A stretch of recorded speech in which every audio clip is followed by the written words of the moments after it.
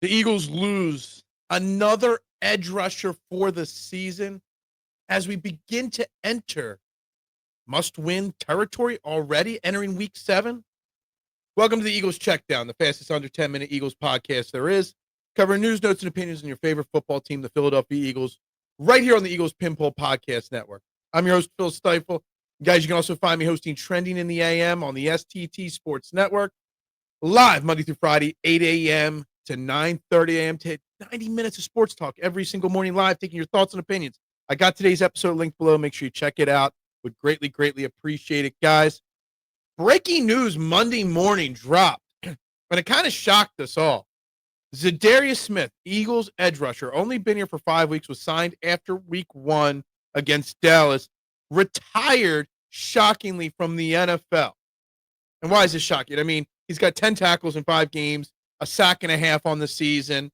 Why is it shocking? It's because when he was signed in his intro press conferences at his locker, he talked about how he had plenty left in the tank. And it's a glaring retirement because we are so weak at this edge position. What's going on there? Like, I'm recording this Monday night about 6 p.m., and I still haven't wrapped my head around the why. Deanna Rossini and others are reporting that there's something personal that's going on. Maybe he sees something wrong in the locker room. Maybe he doesn't enjoy playing for Vic Fangio. No, that's not like that's never happened before. It's a shocking thing, but it leaves a bigger hole on an already glaring weakness of this team, and it's the edge rusher. Right now, on our active 53-man roster, or 52, because him retiring opens up the spot, we've got Jalen Hunt. We've got Azeez Ojulari. We've got Joshua Uche, and we've got Patrick Johnson, and that is it. Nolan Smith will not be back till after the bye at the earliest against the Green Bay Packers. This is a huge weakness, a huge hole for this team. And with the trade deadline coming up on November 4th, it just means that the price tag and the work that Howie has to do to fix this position, it's even bigger. It's even harder. Now, in the short term, and when Nick Sirianni spoke on Monday, he hinted that it could be a possibility. Obviously, you have Jihaad Campbell, who is more than capable of rushing the passer and getting after the passer, and he's not that bad at stopping the run either. Not great at it yet, but as a rookie, not bad. You might see some more. He didn't play one snap on defense this past week. You might see Nakobe Dean playing and sliding Jihaad Campbell to the outside, like I hinted at when he was activated before he even played his first game, Nakobe Dean. You might see him out there. But it's a huge loss. And I looked at the free agent line and who's out there. There's nobody available at the edge position to come in here. You have to make a trade, Howie, in this position. Now, the big 4 names, Bradley Chubb with Cleveland, obviously Trey Hendrickson, somebody that I've been pumping the bandwagon for the Eagles to go get since August, even though everybody criticized me. Now everybody wants Trey Hendrickson. Jalen Phillips from the Dolphins. Jermaine Johnson maybe with the Jets might be available. Little sneaky little depth piece, maybe Derek Barnett with the Houston, who's fallen out of favor down there. There's going to have to be 1, maybe 2 additions to this position. We needed an addition before ZaDarius Smith retired. Now we might need to add 2 overall to this position.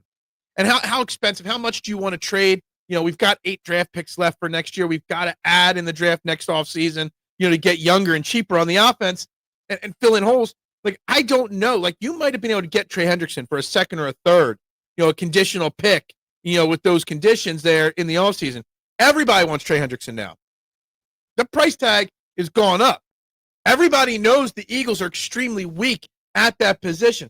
That price tag has gone up even more. So I don't know what they're going to be able to do. Obviously, Brandon Graham, maybe he wants to come out of retirement. I'd say let him go, let him retire, whatever. But if he wants to come back, I don't know. But the Eagles need some significant help with the Jermaine Johnson. There's a lot of that bouncing around.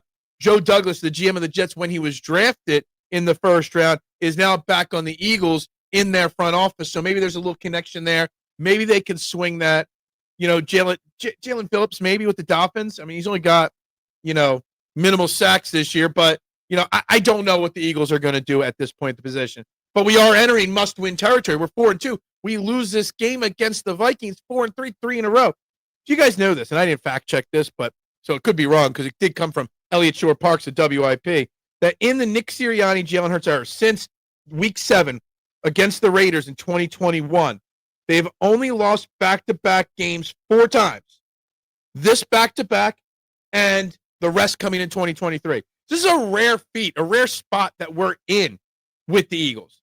So this must-win situation, we might be able to get out of it pretty quickly. Nick Sirianni spoke and was asked a lot of questions, and he flat out just said no, very adamantly no, when asked about change at the play calling spot. And I like that adamant, that's a kind of vote of confidence kind of for Kevin Patullo, but Nick did say that they're focusing not on putting blame, but solutions. And he spoke very similarly in 23 and in 2021. 23 with the Desai situation, Sean Desai to Matt Patricia's situation. He spoke similarly in 21 when he pulled the play calling away from himself and passed it on to Shane Steichen. So they might have found the solution to the problem, and he's just not doing it. But when he was so adamantly like, well, I think it was Jeff McLean asked, will you make a change here? He's like, no. And he just moved right on. Nick Sirianni answers every question in 5 minutes. This was 1 second, 1-word answer. So leaving that at that, I guess at this point, whether they'll make the change or not, I don't know. But something has to change because, again, we can't fall to 4-3. We can't lose 3 in a row. Another division game. It just cannot happen.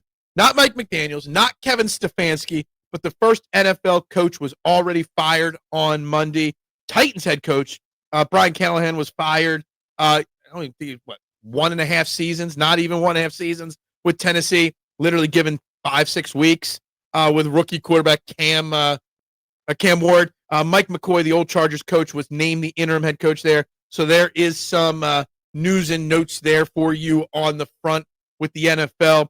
We got Monday Night Football happening, right in a few minutes here.